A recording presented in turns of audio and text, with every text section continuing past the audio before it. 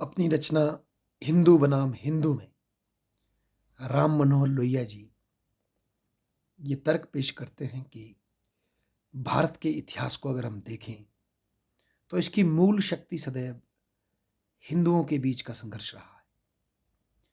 उदारवादी हिंदू और कट्टरपंथी हिंदू के बीच का संघर्ष। और उनका ये मानना था कि अगर भारत को आगे बढ़ना है तो भारत में जो उदारवादी हिंदुत्व है, उदारवादी जो हिंदू है और उसकी जो भावना हिंदुत्व, वो आगे बढ़नी चाहिए, ना कि कट्टरपंथी हिंदुत्व आगे बढ़ना चाहिए। और इसको मापने के लिए लोहिया जी ने 4 पैरामीटर रखे। एक, स्त्री का क्वेश्चन कि स्त्री के ऊपर हिंदुओं की क्या राय है। दूसरा, वर्ण व्यवस्था का, बल्कि पहले वर्ण व्यवस्था का, फिर स्त्री का, संपत्ति का और फिर धार्मिक सहिष्णुता का। ये 4 पैमाने उन्होंने रखे। इन 4 पैमानों पर कट्टर हिंदुत्व वाले और जो उदारवादी हिंदुत्व है उनके विचार अलग होंगे, ऐसा लोहिया का मानना था। उनका ये मानना था कि जो उदारवादी हिंदुत्व को मानेंगे वो हिंदू धर्म की उन ग्रंथों को, उन परंपराओं को ट्रेस करेंगे जहाँ वर्ण व्यवस्था का विरोध है। वर्ण व्यवस्था को की तुलना में व्यक्ति के कर्म को महत्व है, जो स्त्री को पुरुष के बराबर मानती है, जो संपत्ति को केवल एक ट्रस्टीशिप के रूप में देखती है, उसके मालिकियत को नहीं मानती, और जो धार्मिक सहिष्णुता को, कि जीवन के हर एक सत्य सही है, चाहे वो किसी भी धर्म के माध्यम से आप उपासना करें, वो उसी प्रभु को जा रही है, उस विचार को जो मानेंगे। इसकी तुलना में जो कट्टरपंथी एंगल से आएंगे फोर्सेस जो आई हैं इतिहास में भारत के, वो नारी को एक संपत्ति के रूप में देखेंगे, उसके फ्रीडम को कर्व करेंगे, वर्ण व्यवस्था को रिजिड करेंगे, संपत्ति की ऑनरशिप को जस्टिफाई करेंगे, और साथ ही साथ एक विशेष होमोजिनिटी को प्रमोट करेंगे, ना कि हिटेरोजिनिटी को सेलिब्रेट करेंगे। ऐसा लोहिया का मानना था। पर लोहिया थोड़े कॉम्प्लेक्स भी हैं। उनका ये मानना था कि हिटेरोजिनिटी को सेलिब्रेट करने के नाम पर जो वर्तमान में वामपंथ करता है, ऐसा ना हो कि हम कोई एक यूनिफॉर्म कंसेंसस भी ना बना सकें। एक कंसेंसस भी चाहिए सोशल रिफॉर्म में और नेशनलिज्म को बिल्ड करने में, ताकि जब हम पे कोई बाहर से अटैक आता है या हम पे कोई चैलेंज आता है एज अ नेशन, हम उसको टैकल कर सकें। ना कि सदियों की तरह कोई आक्रमणकारी आ रहा है और कुछ लोग उसका मुकाबला कर रहे हैं, बाकी लोग बट गए। ये नहीं होना चाहिए। इसको भी लोग कंडेमन करते हैं। तो वो टिपिकल डाइवर्जन के नाम पर, डाइवर्सिटी के नाम पर देश को वीक करने का भी सहमत नहीं है। वो एक कॉम्बिनेशन चाहते हैं ब्यूटीफुल, जो डाइवर्सिटी को भी एक्सेप्ट करे और साथ ही साथ जब जरूरत पड़े तो यूनिफॉर्मिटी पे आकर चैलेंज को फेस भी करे। सबसे बड़ी बात जो मुझे इस किताब को पढ़ने के बाद लगी उनके लेख को, कि देखिए एक ऐसे दौर में जब सोशलिज्म का दबदबा था, आज़ादी के बाद, आज़ादी से पहले, जब ये रशिया की क्रांति आ चुकी थी, कांग्रेस के अंदर मैक्सिमम सोशलिस्ट थे। आप जयप्रकाश नारायण को पढ़िए, औरों को पढ़िए, पर बाद में वो गांधीइज्म से कन्वर्ट हुए, इन्फ्लुएंस आया उनके ऊपर।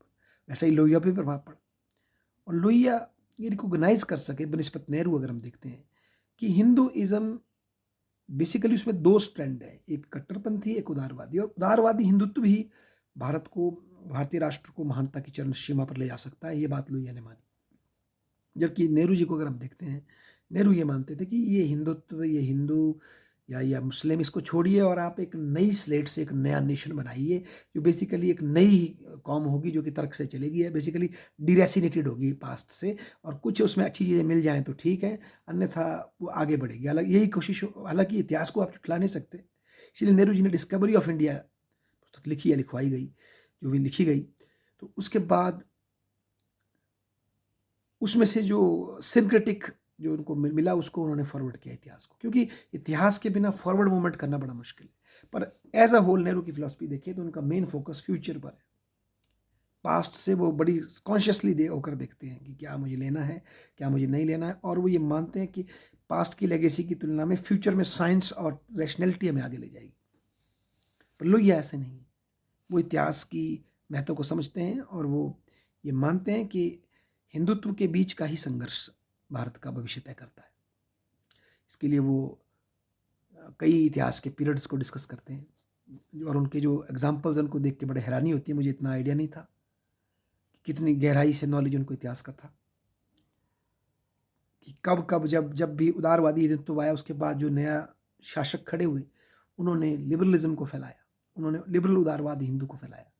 जैसे कि उन्होंने ये बताया कि एक संत थे जिन्होंने ये हमारा जो ये मुस्लिम आक्रांताओं के समय जो एक हमारा वो बना था दक्षिण में बहमनी राज्य के विपरीत विजयनगर राज्य, उसकी स्थापना के लिए ज्ञानेश्वर की नामदेव कुछ इस तरह के संत थे जिनकी लिबरल टीचिंग के बेसिस पे वो खड़ा हुआ वो राज्य। इसी तरह से जब वो कट्टरता बढ़ रही थी इस्लामिक कट्टरता के नाम पर, तो उसके खिलाफ गुरु नानक देव जी की जो जो लिबरल टीचिंग थी, जो लिबरल हिंदुत्व की जो उनकी जो फीलिंग थी, उससे जो सिक्खी खड़ी हुई, वो सिक्खी ने महाराणा रणजीत सिंह के समय तक एक ऐसा लिबरल राज्य बनाया जहां आदमी के साथ उसकी उपासना के नाम पे भेदभाव नहीं था।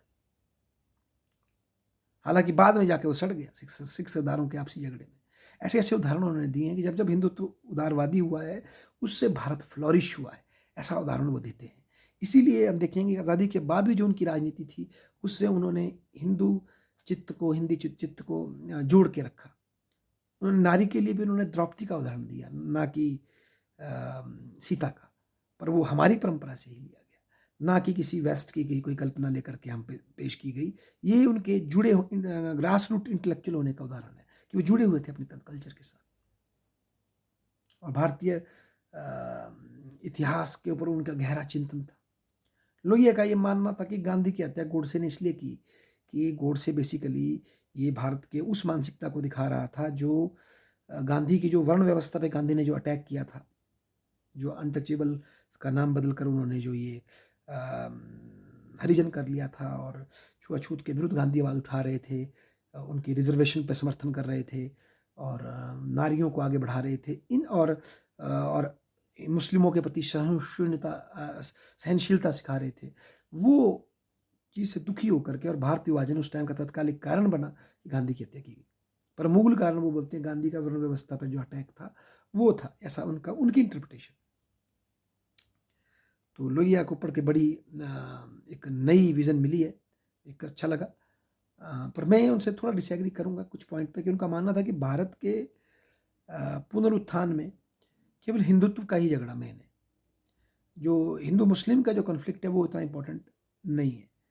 देखा जाए तो बात सच भी है। आज के संदर्भ में देखें, विशेषकर जहाँ हिंदू बहुतायत में है, वहाँ सच में ही आज उदारवादी हिंदुत्व अगर चलेगा as compare to conservative Hindutva, तो भारत विकसित होगा, और जो माइनॉरिटीज़ वहाँ रह रही हैं, जो कम संख्या में अन्य उसके रह रहे हैं, उनको लाभ मिलेगा और सबका भला होगा।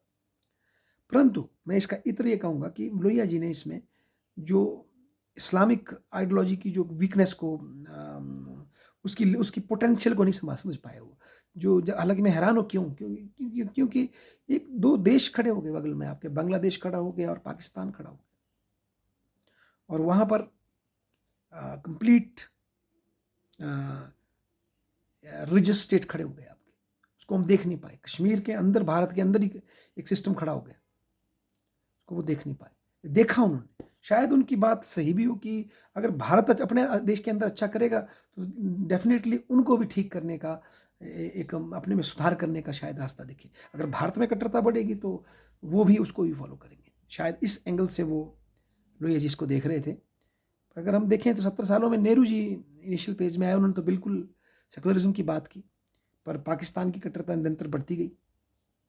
बल्कि अब जब यहाँ भारत में हिंदुत्व का उदय हुआ है, उसमें कट्टरता भी बढ़ी होगी, तो पाकिस्तान ये सोचने पे विवश है कि हमने जो रास्ता चुना वो ठीक है कि गलत है। थोड़ा ये इतिहास परिवर्तित हो गया।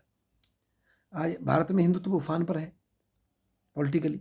अगर हम देखें, उसकी आइडियोलॉजी देखें, उसके इतिहास पे जो अटैक देखें, मैं मोदी की बात नहीं कर रहा, मोदी जा सकते हैं, आ सकते हैं, पर इवन जो लोगों के अंदर अब इतिहास को क्रिटिकली पढ़ने की जो इच्छा पैदा हुई, इतिहास को एक लॉन्ग टर्म विजन से देखने की जो इच्छा हुई, उसमें सेकुलरिज्म के बजाय उसमें आइडियोलॉजिकली देखने की जो इच्छा लोगों में पैदा हो रही है, उससे, और हर चीज़ में जो हिंदुत्व असर्शन दिख रहा है हमें, मंदिरों की फ्रीडम के लिए, राम मंदिर के लिए, या हर एक मुद्दे पे हिंदुत्व असर्शन अब जो सामने आ रहा है, तो पॉलिटिकली हिंदुत्व बड़ा स्ट्रांग हो रहा है। चाहे बीजेपी पार्टी रहे या ना रहे, वो बात नहीं मैं कर रहा, पर मैं आइडियोलॉजिकली बात कर रहा हूँ, जैसे कि वामपंथियों का डोमिनेंस रहा था बहुत समय तक।